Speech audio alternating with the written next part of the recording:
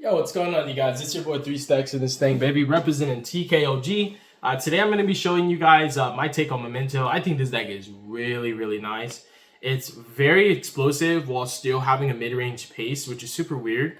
That this deck has so many different tempos that it can play at. It has a really strong factor in its ability to play fluidly while navigating, and pretty much whatever circumstances Memento is under, it's able to navigate really efficiently through a lot of different disruptions and hand traps.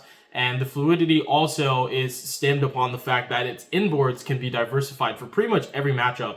You have so many one-card combos that can do a myriad of different things, but it feels so strong being the fact that Cranium Burst paired with Combined Conqueror with a couple of extra layers is just so much good coverage against everything that's not set 5 pass. But then you have Creation King and like Guardian Chimera and like Fracture Dance for everything else that's not combo. I think this deck is just really, really strong. It's very consistent. It's very resilient.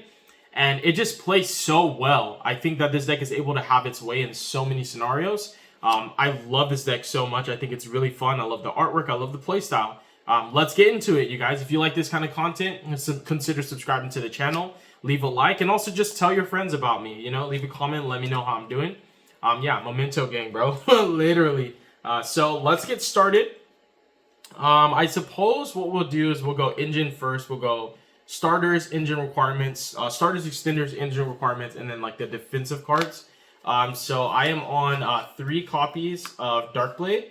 I'm actually on 3 copies of Anguish. I know people played less than 3. They're crazy.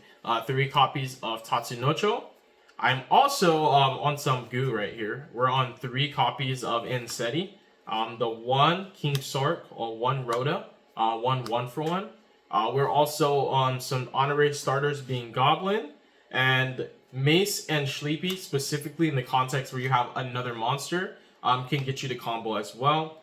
And then we are on 3 copies of Bone Party and 3 copies of Fusion. So deck's pretty resilient, and the main reason why this deck is able to play through so much interaction is because of cards like Bone Party and also Memento Fusion and cards like Sleepy. The deck has so much extension, and 2 bodies just can do so much right now, and I've been testing with this deck a lot, and I found myself winning in scenarios where, like, I definitely shouldn't have won, and I didn't even see the line. Like, just yesterday, I was testing against Fire, like, I was testing against Race, like, Rescue Ace, like, Snake Eye, and I nib impermed him, but he still had his own imperm and an Ash Blossom in hand. So what I did was I went normal summon Darkblade. It got hit by Imperm. I had Darkblade Witch and a Mason hand. And I'm trying to remember the other card. I forgot, but it definitely wasn't live. It wasn't valuable. So I went normal summon Darkblade. Oh yeah, it was Rhoda. It wasn't Darkblade, it's Rhoda. But I activated Rhoda, grabbed Darkblade, got hit by an Imperm. That was fine. So then what I did was I made Dark, and then I activated Dark to summon his Witch back. Then I went up into Selene. He had 2 spells, I had 1. So I went Selene effect to summon out my Anguish from hand. That got met by the Ash Blossom. Then I went into Access Code and just OTK'd. Very simple, very easy. And that was a line that I didn't realize was available to me, that going second, that Dark getting into Selene to summon a Witch from hand when you've started with Darkblade instead, because those feel like redundant hands where you have to pick one normal summon. It's actually pretty nifty when you have those free bodies. Especially like, for example, if you had open Tatsunocho, summoned it, and it got met by Imperm, and you summoned Darkblade and it got met by Valor, to be able to go into like Dark Selene into Anguish is actually a pretty clean line. So I'm learning a lot with this deck, and I just, again, I love the fluidity of it. I love the playstyle. And this deck plays through a lot of hand traps. There's a lot of different interactions that this deck is able to force automatically. So that's pretty much it for the starters. We can talk about the Enseti, and the reason why I'm on the Horus engine. The Horus engine to me is the equivalent of Engraver, in the sense that resolving Enseti can get you to full combo because of Zombie Vampire. And I felt Zombie Vampire was such a good card. There's like a theory behind it, because this deck literally has 12 different monsters that can all be resulting into full combo, which pretty much has a high chance of hitting off of Zombie Vampire, plus the 3 copies of Fusion. So you have like 15 really, really powerful cards that you can hit off of the Zombie Vampire. So it essentially is like your Beatrice, your Engraver into Beatrice to dump Fusion to full combo, Aerial Eater, etc. Also, it can be your DDD Wave King High Caesar, by going into full-time lore to protect you from cards like Nibiru and like Ash Blossom and Valor, you know? So it's a little bit more resilient than DDD, being that it can hit other hand traps too. So I do think Imseti is like goated in this deck. It's actually gas. Like Imseti is actually like the wave. I think this is the new way to play this deck. This is pretty much your 3 Imsetis, your 3 Engravers. Your King Sark is your 1 Tract. And then your 1 Brick, your Happy, is your 1 copy of I'm trying to think of the name, Lori. So if the slots are pretty much identical to the Fiendsmith slots, you just swap it out. And it actually has been performing extremely well. I advise you guys to definitely test and just try new things. I think that Horus Memento is actually freaking insane, bro. It plays through so much, it's not even funny, bro. I love 1-for-1 in this deck. It provides extension. And in the context where 1-for-1 is an extender, you're always going to be able to full combo through whatever hand trap hits your normal summon. Just because you already have the bodies. So it's really, really nice. Pretty clean. That's what we have here. I think this deck has a really, really solid matchup against Lab. Really solid matchup against the Runic decks. And it's really strong against combo. It just can play keep away with bodies. And you're able to layer so much interaction. This deck can put up like a maximum of 13 interruptions when you actually just high roll.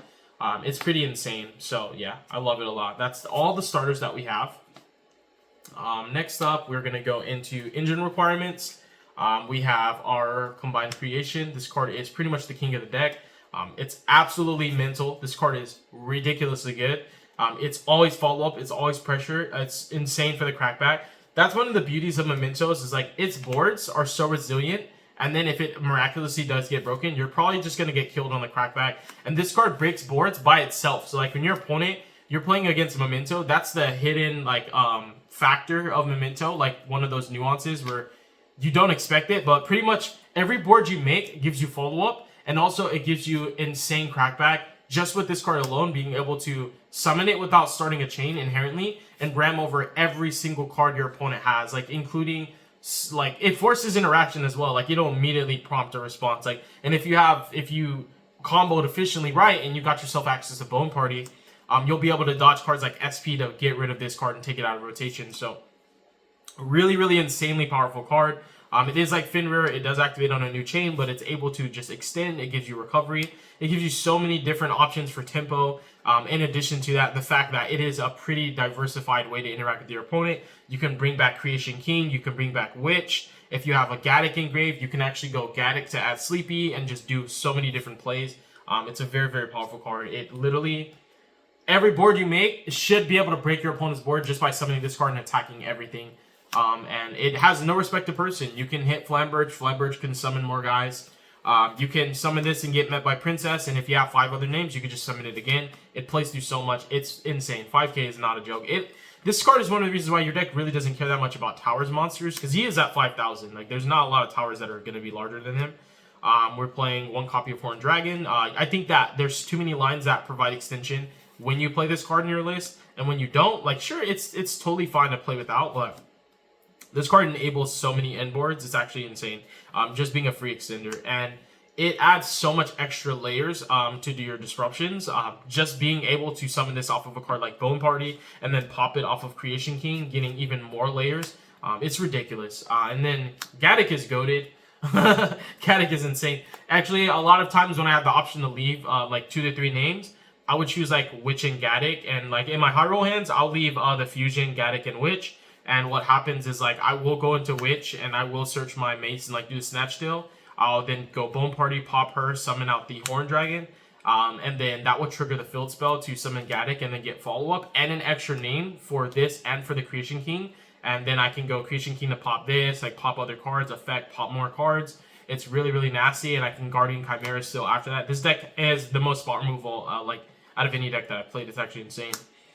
We have the one Happy. The Horse engine is also really, really prominent, being that like having cards like Combined Creation and the Horse cards, inherent summons that are huge bodies that provide pressure, is really good against DDD, which is pretty much a medical. A lot of Fiendsmith decks are playing DDD, and an inherent summon that doesn't start a chain that also can't be negated by DDD and that outs DDD is pretty powerful. The Horse engine is just so insane at going second and breaking boards. I'd rather have an Imseti than just one hand trap. It's really, really strong. And Opulus is gone, so there's less cards that interact with Imseti, especially if you're playing against a certain matchup. So we have Field Spell. Silhouette. This can be Apophis. What I like about Silhouette versus Apophis is the simple fact that I can get hit by Droll and I won't get access to the Cranium Burst, but I'll still have access to Silhouette. And I can set this and have a minimum of like 2 negates plus a pop plus whatever else my engine gives me.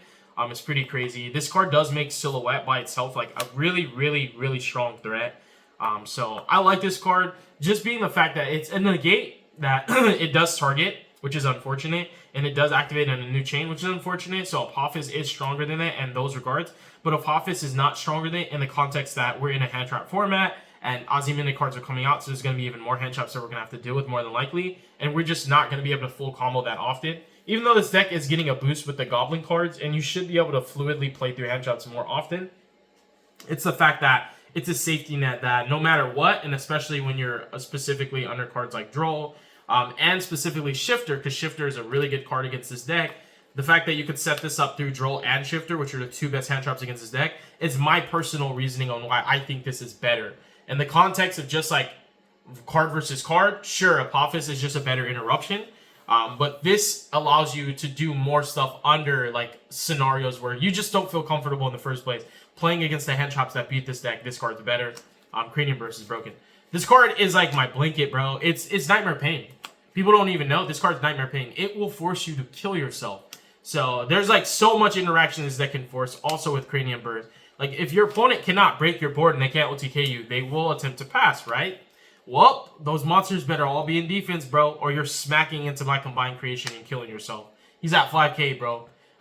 And if I reduce him even by 2, he's still at 3k. And you're going to probably kill yourself. So this card's absolutely insane, you guys. So yeah, that's the engine. For non-engine, defensive cards, we are on 3 Nib, 3 Ash, 3 copies of Infinite Impermanence. 3 copies of Valor, which could be Mourner. I'm liking Mourner a little bit more and more and more. As the format progresses, I feel like Mourner's just better. And then we have 2 copies of Talent and Qualby. In every deck that I play, I like Talent and Qualby. I think Talent and Qualby are just insane this format, and pretty much every format for the past year. I think Talents has been just an insane card, and Qualby is just broken. I would take these over 3 extra hand traps anytime, any day. Literally, Talents is so insane, you guys. Such a broken card. Yeah, let's go into our extra. We have 2 copies of Creation King, 1 copy of Twin Dragon, and 1 Guardian Chimera. That is going to be it for the fusions. I really think it's crazy that Combined Creation can just bring this guy back in a grind game or a simplified game state, and you will be winning a lot of... Like, if the game state is simplified, the beauty with playing Memento is it doesn't need its extra deck like hardly ever. It has a lot of space, and the extra deck's pretty much a toolbox at that point.